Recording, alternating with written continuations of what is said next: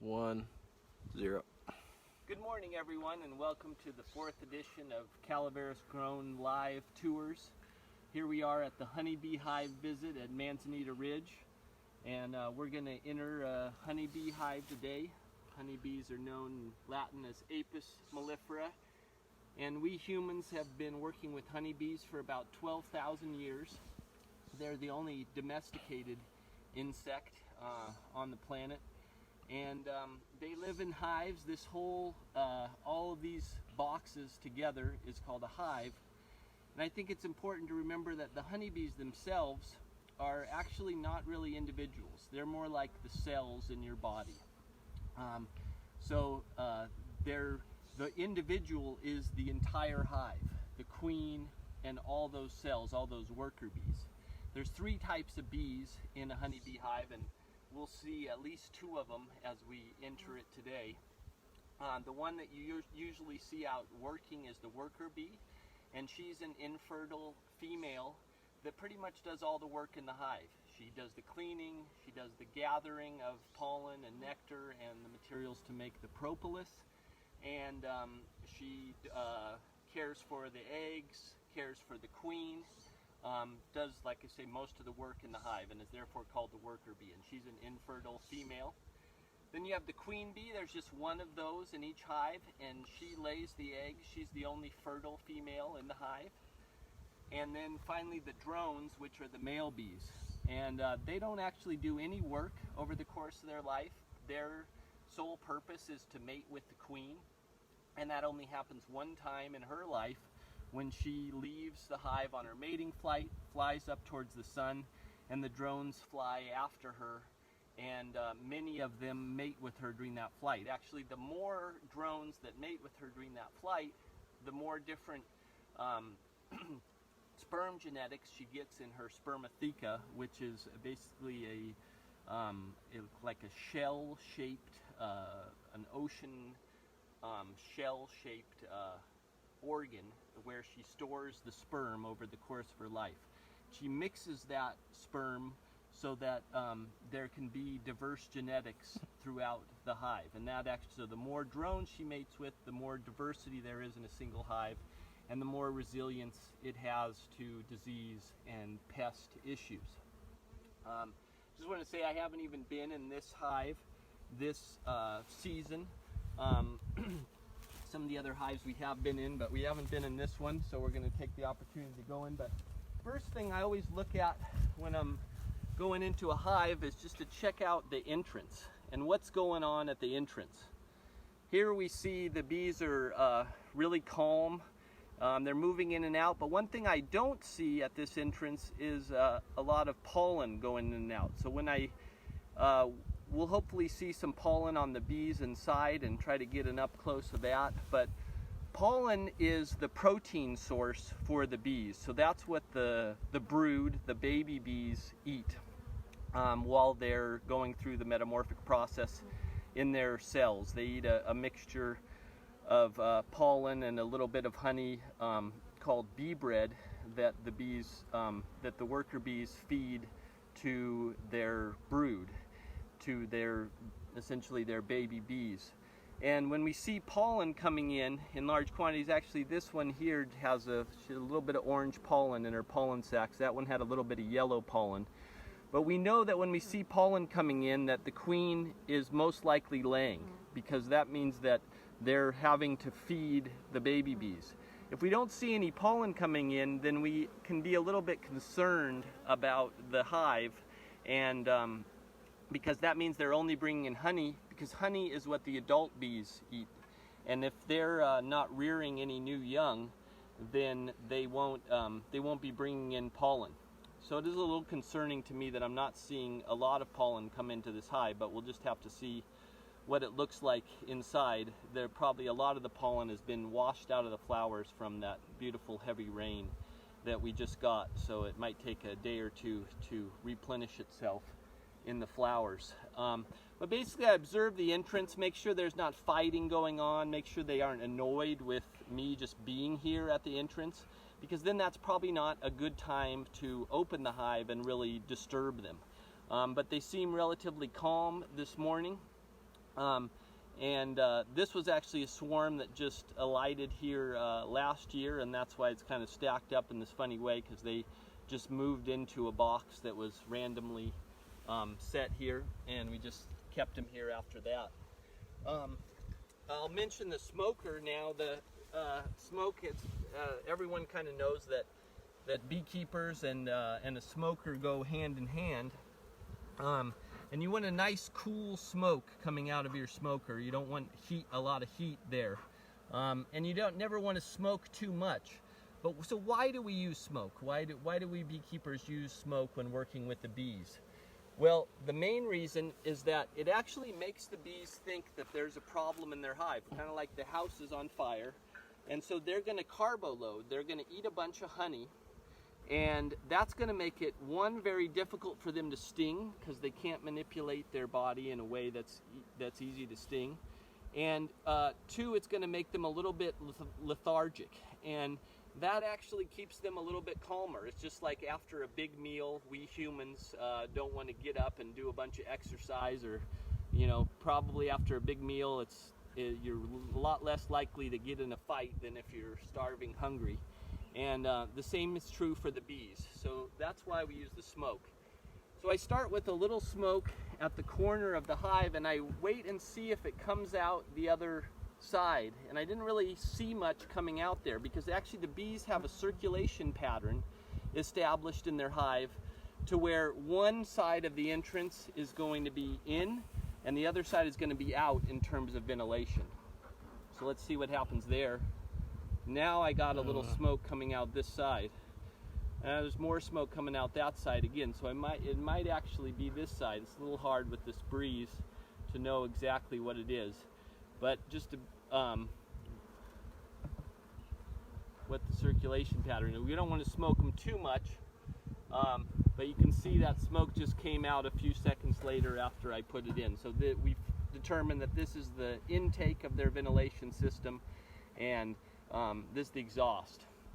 And then I'm going to go up in the, I just put a little piece of metal on top that keeps some of the rain off. It keeps some of the them from getting a little bit too hot, and it protects the wood a little bit, so that lasts a little bit longer.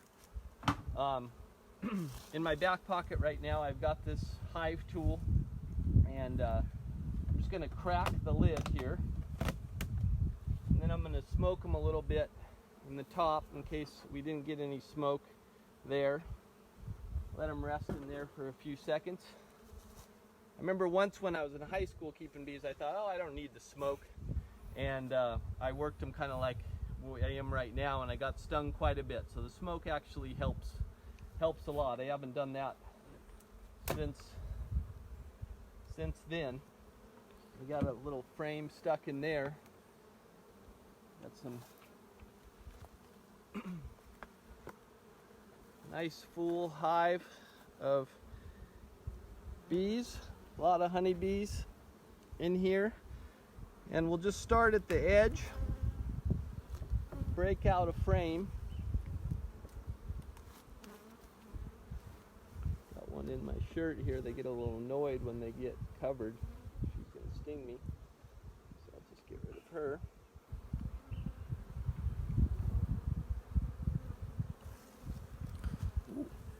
Here we've got a beautiful frame of, we've got a pretty typical pattern here where we see the honey around the edges, and then in this case we got a lot of pollen inside here. That's pollen stores. And then the glossy is just honey that hasn't been capped yet. This is a wax capping here that they've put on top of the honey. And then on this side, that's all honey that hasn't been capped. And you can see, because we just smoked them, they're all eating. They got hungry. And here we've got a drone. Let's get this guy out. Check him out. I'll put this over on the side.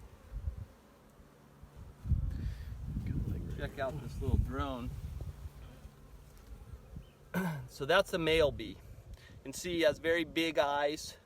He's, about 1.5 times the mass of your worker bee. That's this one here on my hand, and typically has some pretty long antennae.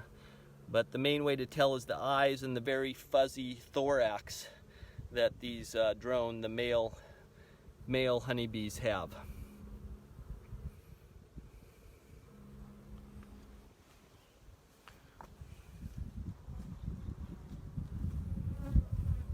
I'm going to give them a little extra smoke because I hear the noise that they're making sounds slightly more agitated than it was when we first opened the hive.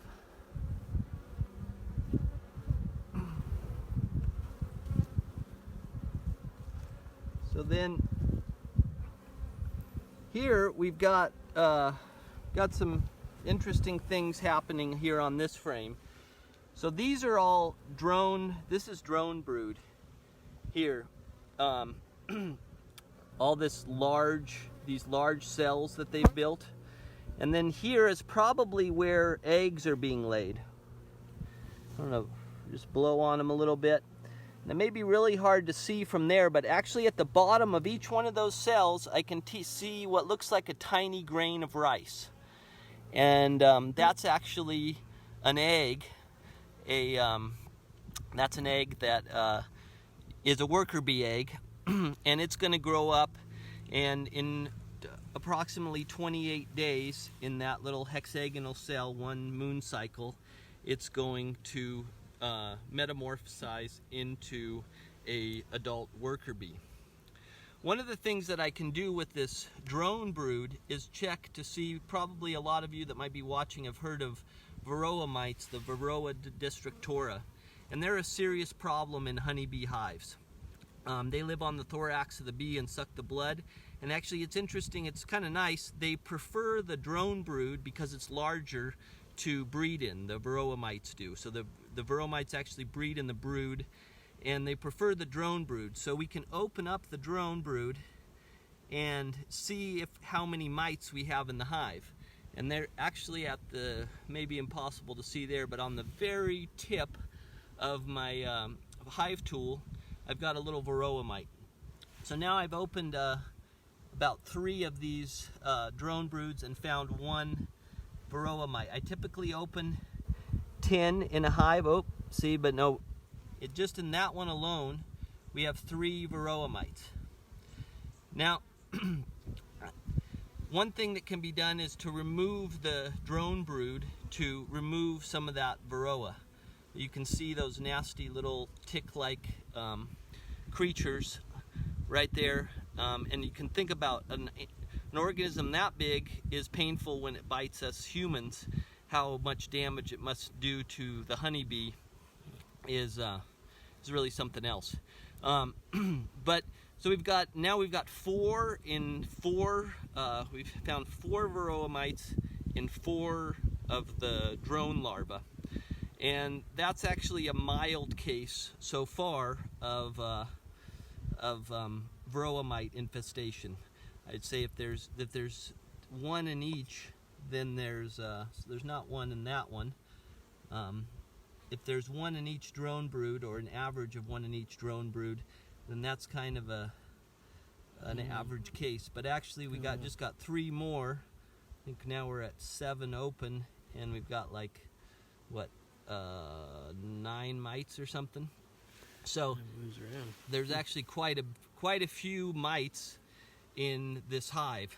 And so what I may want to do is remove some of this drone brood to get rid of some of these mites.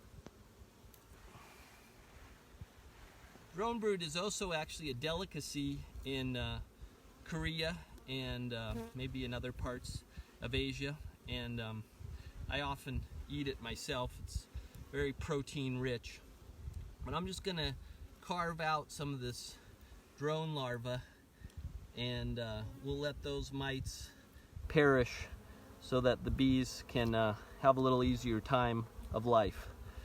So that's one reason to remove you don't really need a lot of drones in the hive anyway, but one reason to remove the drone larva is just to remove some of that, some of those Varroa mites that might be infesting your hives. I'll just point out that pretty much every honeybee hive in the world has Varroa mites. So I actually stopped treating for them. I just look for bees that actually are more clean and therefore cleaning up their hive better and getting rid of some of the Varroa. That's what we call, in the beekeeping world, it's called hygienic bees. And basically just breeding hygienic bees to be better and better and letting at controlling the Varroa themselves and letting the ones that letting the queens that don't produce hygienic bees die off, letting those genetics die off. So on this side we got another really typical pattern that you'll find on these in this Langstroth frame, which is basically you've got the larvae in here, in this case little tiny eggs, and then you've got pollen around the edge of the larva. Of course that's very efficient. The bees are a very efficient organism in that they have the pollen right there where they're going to feed it to the bee brood, the bee larva, and then out beyond that you've got the honey. At the very edge over here we have some honey that's uncapped, and then we have a bunch of bees here just gorging themselves on the honey because they've just been smoked. So if you smoke too much, you can actually get the bees to pretty much be lethargic all day by just eating a large amount of honey.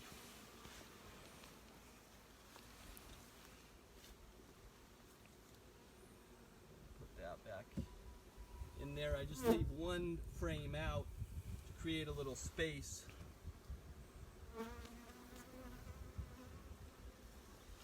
And here we've got, these are actually worker bee larvae that are developing under this cap. They're in their final 2 weeks of the last 2 weeks of their metamorphic cycle. They get capped in with these kind of foamy caps, and we can see here, we can see a bee actually emerging. And the bees don't get any help emerging. The worker bees don't get any help emerging from the cell. She has to eat her way out of that wax capping when she's fully developed. And very rarely do they help her. Over here, this one might have died. Looks like she didn't make it. But you got one coming out there. You got another one emerging here. And so these bees are going to come out, and their first task when they're first born is to stay inside the hive and be nurse bees. So they're going to clean out cells, they're going to feed, brood, and they're going to remain inside the hive. It isn't until the second week of their life that they'll actually start to venture out from the hive and gather. And then in the final week of their life, in like weeks 4 and 5, then they're very likely to be guard bees, because they know the scent of the hive, and they'll just basically test everybody who's coming in, smell everybody who's coming in, make sure they're part of this hive, and not let any intruders in. And because they're about ready to be at the end of their cycle as a cell in their hive entity anyway, then they will it's okay if they perish as a result of fighting. We actually see a very, very young honeybee almost fully out of her cell right here, just pulling her way out of her cell after them. So that's the end of the metamorphic process of the Apis mellifera right there. And she's going to go immediately. She's probably going to eat a little honey and then get immediately to work.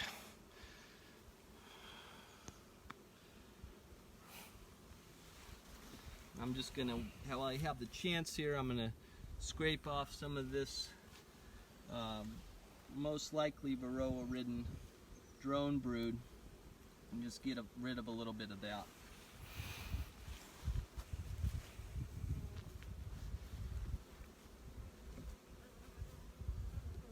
Put that back in the hive. Give them a little smoke because I can hear from their volume that they're getting a little bit agitated.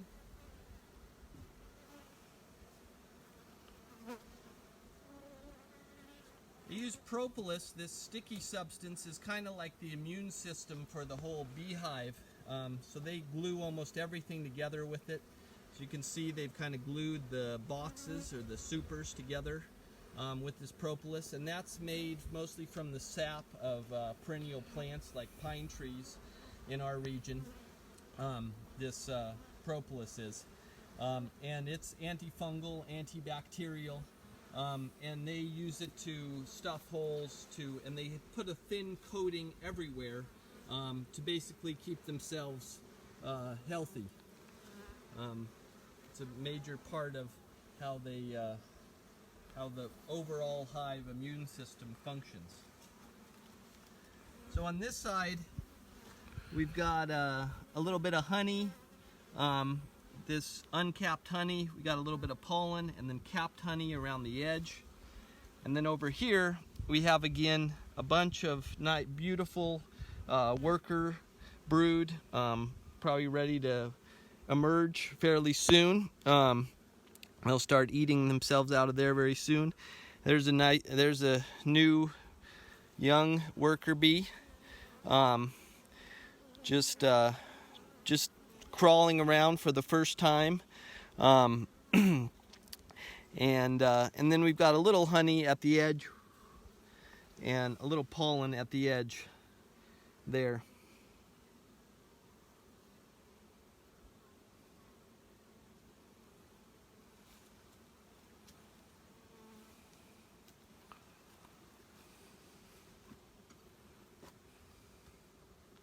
Working through, we get to this. I don't use a queen excluder. I just harvest, when we harvest the honey, we just choose frames that are don't have brood in them.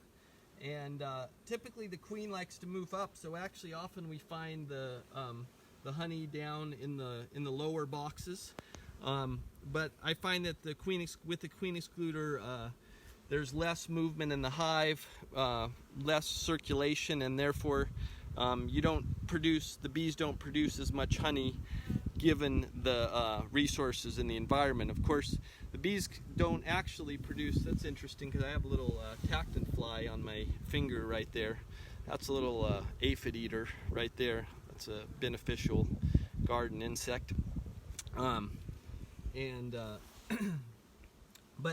the bees, really don't produce honey. They just go out and gather the nectar and then they dry it out. So it's important to remember that if there's no flowers or no nectar or no sweet things in the environment, then the bees won't produce any honey. Because the bees are really just, they're more like farming the flowers to produce their honey than actually, they don't create the honey themselves. The honey comes directly from the nectar.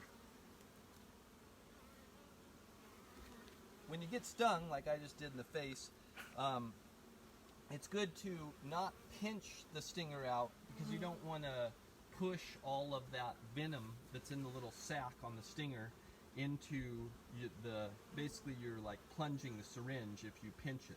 So you want to scrape off the stinger in order to get as little venom into your skin as possible.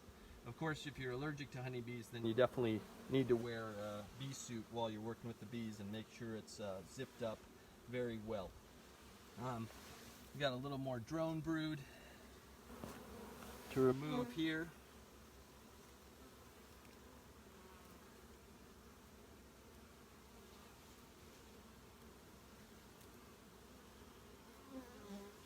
Nice. And here again, we just have some pollen, and they've laid some drone brood in there. When the comb gets a little bit abnormal, then they typically the queen will lay infertile eggs, so uninseminated eggs, which turn into drones. So it's interesting because the drones are actually the pure genetics of the queen, because they have not been inseminated by the sperm of other drones. Whereas to make a worker bee, those eggs have been inseminated and they become worker bees when they develop, when they undergo the metamorphic process inside these hexagonal cells. In a much shorter amount of time, in just 16 days, the queen develops from the same egg that the worker bee does, as in a fertilized, inseminated egg. They develop in a vertical pouch instead of a horizontal hexagonal cell, and then they're fed a much more protein-rich diet. So then, and it's really a strong case for nurture over nature, because the same egg can become either a worker or a queen, and the only difference is how it was raised and in what kind of environment, as in what shape wax kind of a cavity that bee was allowed to develop in.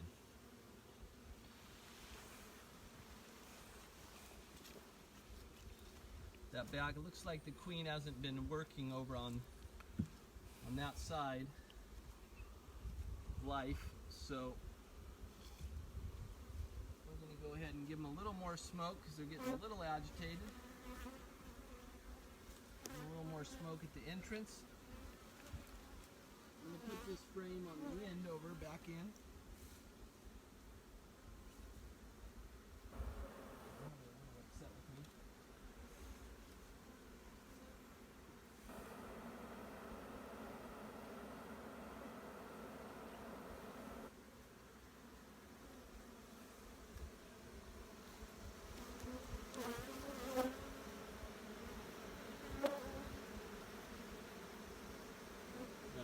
Stinger right here on my finger.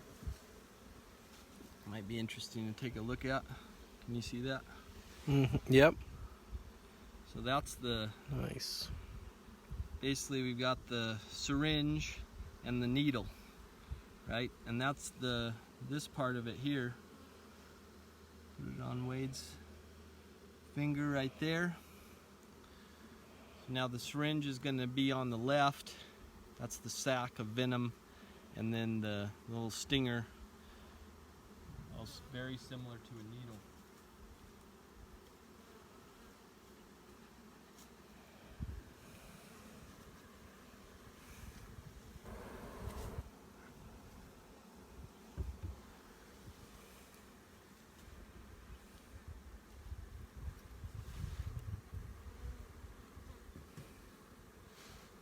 Still got a few bees out here that are a little upset with me. We're going to delve a little deeper into the hive.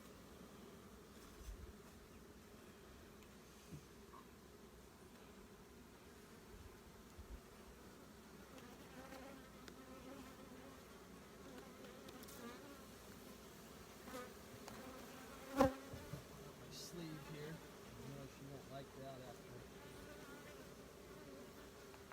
not too long. Yep, there she goes, stinging me.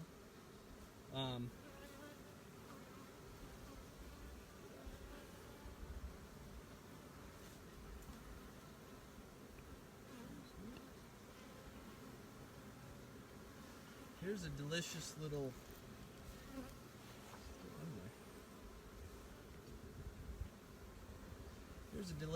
morsel of honey. As you can see, these bees are enjoying that honey right there post smoking, and I'll upset them by taking a little bite.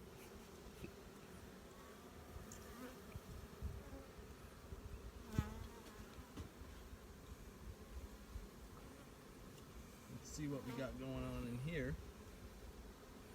I just want to point out right here, see this drone basically doesn't have any wings.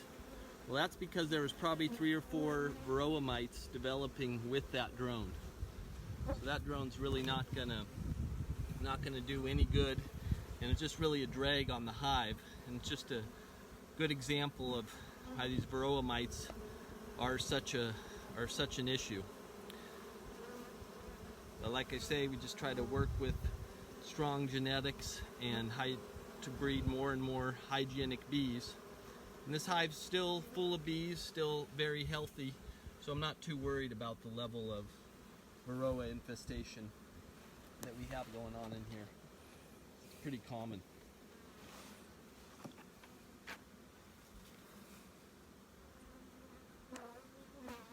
So in here we got very light, but actually this is all brood about ready to in this last 2 weeks of development, and then in between that we have little eggs that have just been laid by the queen herself. Although I'm going to say that because this is relatively empty, the thing that I'm going to do on this hive is actually swap these two top boxes. So the last thing I'm going to do before they start getting really upset, as it's a little chilly out here for them and got a slight breeze going on, and about to start getting a lot if we leave it open too much longer.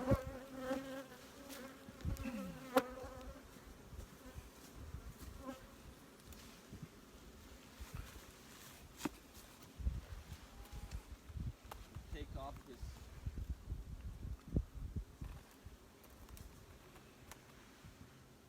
super there, and that's relatively light.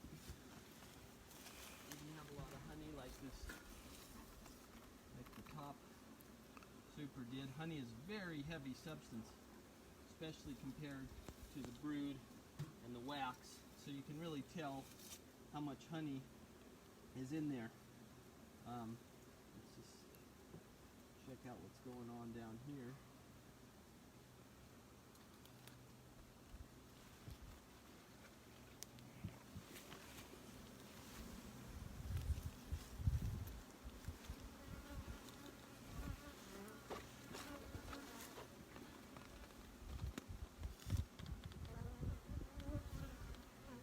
Scraping off those stings as soon as they happen.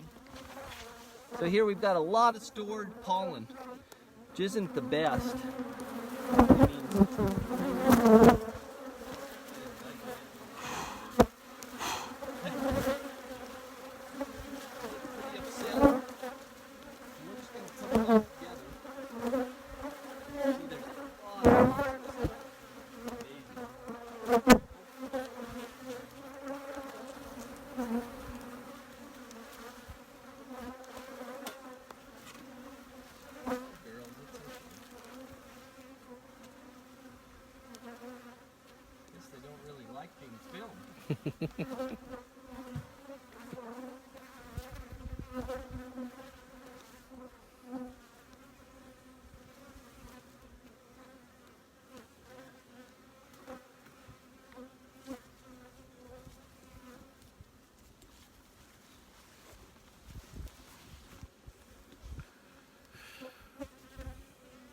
And I'm going to take that top box and put it in the middle to try to incentivize the bees to make sure they realize that there's more room. There's a lot more room in this box and this super here than they do in the one in the middle.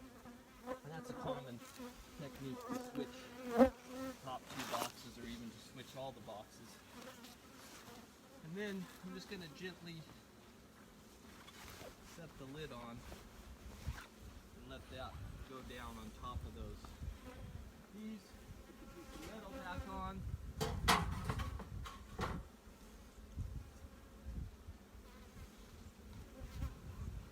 then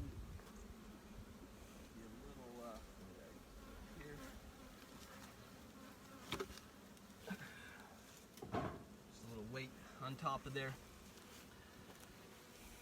Real quick at the end here, we'll just, this was actually a swarm that we hived just right before that rain started.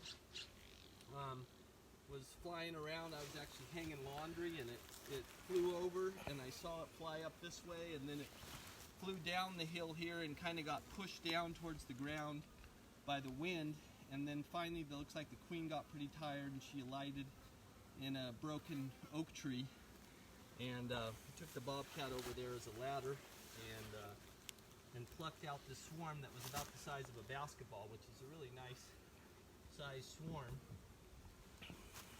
And so now they're in here working. And actually I didn't have any frames with foundation on them to give them. So they haven't even really started. And that's because I didn't feed them either, right? But today they're going to be working on making wax. And in this lower section, the lower brood section, I often don't give them the foundation because this, I'm not going to mess with this at all. This is where they're going to lay their eggs, and they can kind of do more or less what they want down here. People often ask me if I've tried the top bar hives or some of these other horizontal hives, and I have tried them. The thing is that I've been keeping bees since I was 9 years old, and I learned from Phyllis Wright up in Glencoe, California, was my mentor. And she always used Langstroth colonies, and there's some valid points about the disadvantages of them, but one of the big advantages is that you can easily extract honey. And for me, this is what I do full time, is work on the farm. So everything has to have at least some economic value. This really isn't a hobby, and therefore I have to be able to extract honey. And to do that, the frames, these mobile frame systems, just make it a whole lot easier. That's a little swarm of bees. I hope you enjoyed the visit to the beehives, and I'll be happy to answer any questions that you have in the comments at a later time. Thank you, and be prepared to join us next Tuesday at 10 a.m. for a tour of the Manzanita Ranch olive oil. They have both olive orchards and olive oil processing facility that they're going to show off to us when Wade and I head down to Burson, Wallace area next week, and at 10, and tour the Manzanita Ranch. So thank you for watching Calaveras Grown live tours. Enjoy the rest of this beautiful day.